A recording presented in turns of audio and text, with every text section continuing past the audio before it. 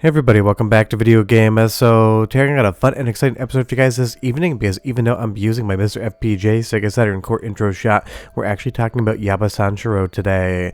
If that name is not familiar, it is a Saturn emulator that's basically over on Android and has been living there for some years. The last time the Windows build got updated was over 2 years ago, but for the 30th anniversary of the Sega Saturn, the team went ahead and added some massive upgrades to the emulator, making it relatively stable today. Before I get too far involved though, do me a huge favor down below, hit like and subscribe and ring that notification bell. Definitely helps us out.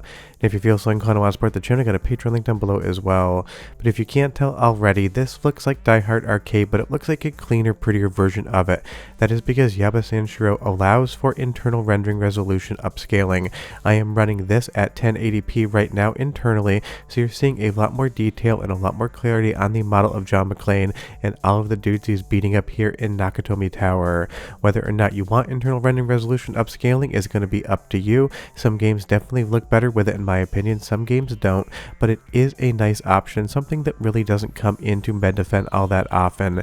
And obviously with all the MiSTer FPGA core previews I've been giving you, that is always locked to either 240p or 480i, and a lot of people ask if that's ever coming to the MiSTer side of things. It is highly doubtful, but on Yaba Sanshiro today, you can definitely check that out.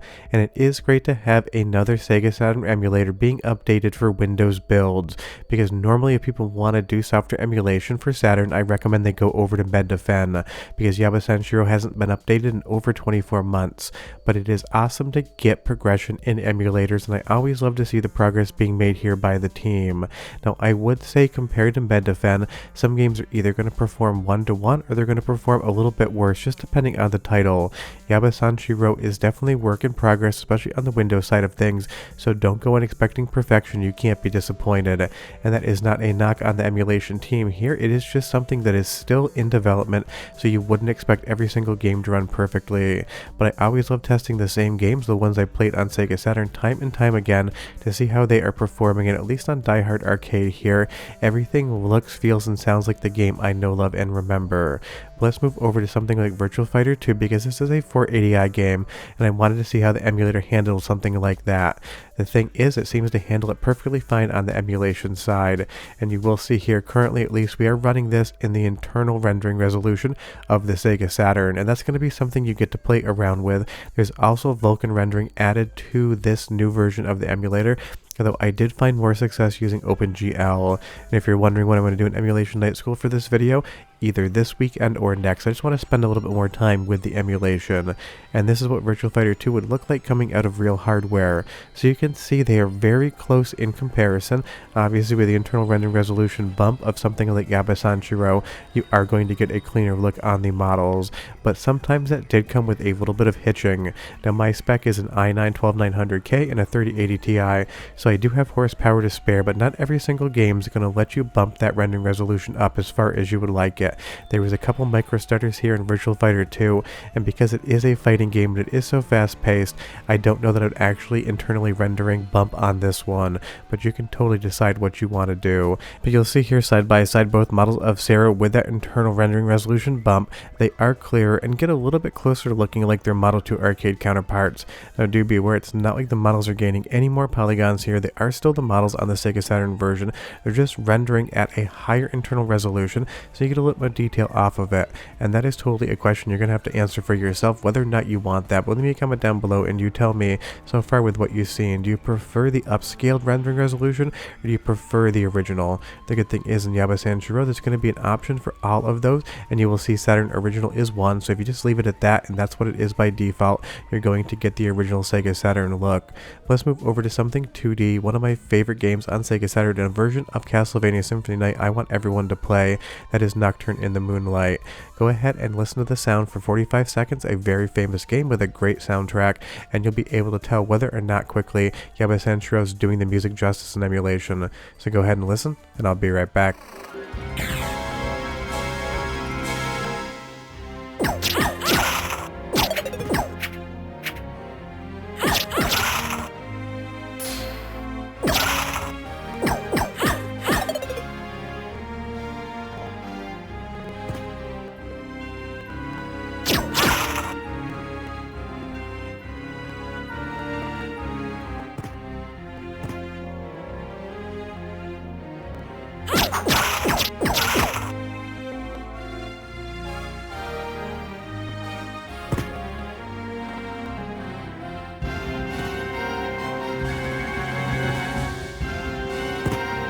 Sounds very good, although there is a little bit of a pop or click in the background every once in a while, and it is barely audible.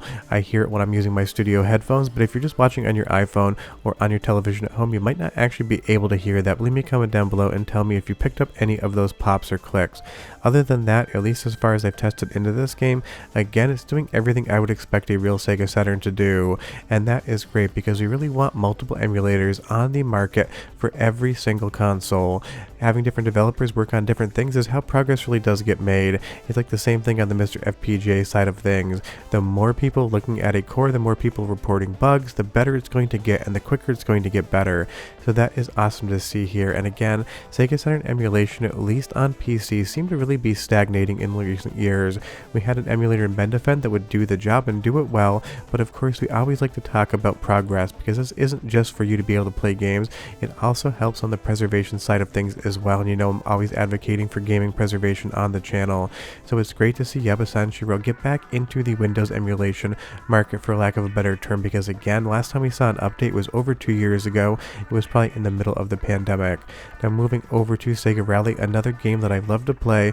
This is a really interesting one as far as the internal rendering resolution bumps are concerned.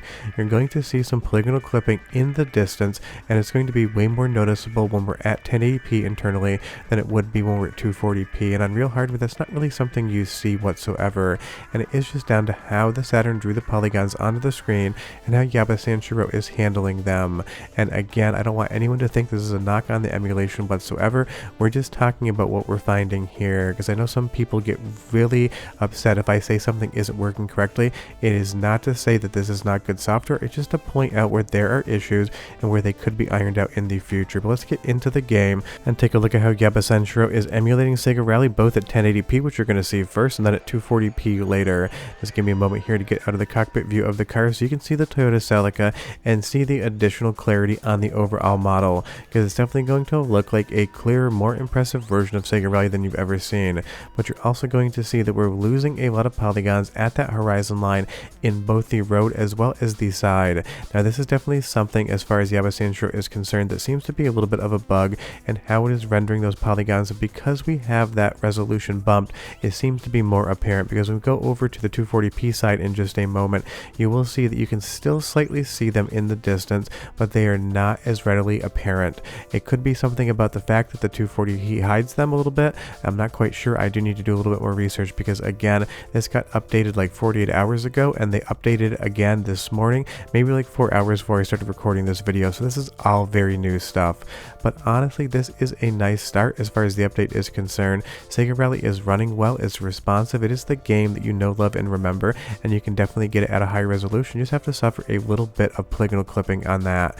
So go ahead and watch at 240p and enjoy the music, because this is sound sample number 2. Be right back.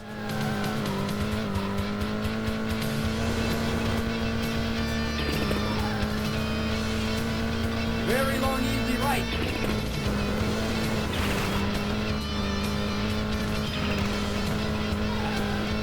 Long easy right, baby. Very long easy left.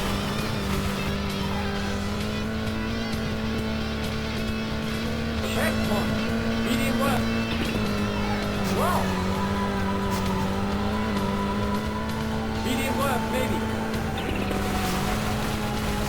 Sounds exactly like I would expect Sega Rally to sound, and I do think it looks better there in 240p. But let's move over to another one of my favorite Saturn games of all time, one of the best Bomberman games of all time as well. Obviously, it's going to be Saturn Bomberman, and this is going to be an example after the cutscene in which there is a game that Yaba Sanshiro, at least on its current version on Windows, seems to be struggling with. And it's really interesting because obviously it's not pushing any polygons around whatsoever. It is just drawing sprites and background layers to the screen so you can play Saturn Bomberman in a 2D image. But as far as the FMV playback is concerned, flawless. I have no issues with it whatsoever. When we actually get into the game, you're going to see that one of the sprite layers is just absolutely flickering. Now you can turn each independent layer on and off with VDP1 and VDP2 settings, but nothing I did, whether I was in Vulkan or OpenGL, would make this layer stop flickering. And I thought maybe it was an OpenGL issue, so I moved over to Vulkan, and honestly that seemed to be even worse, at least in this example. If you go into Saturn Bomberman with Vulkan on, this is what the introductory sequence is is going to look like when you get to the start menu.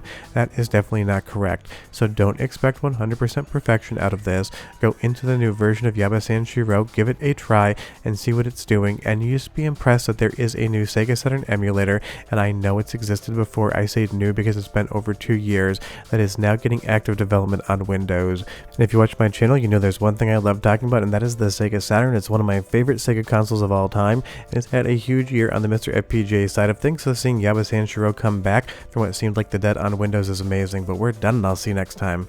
Bye bye.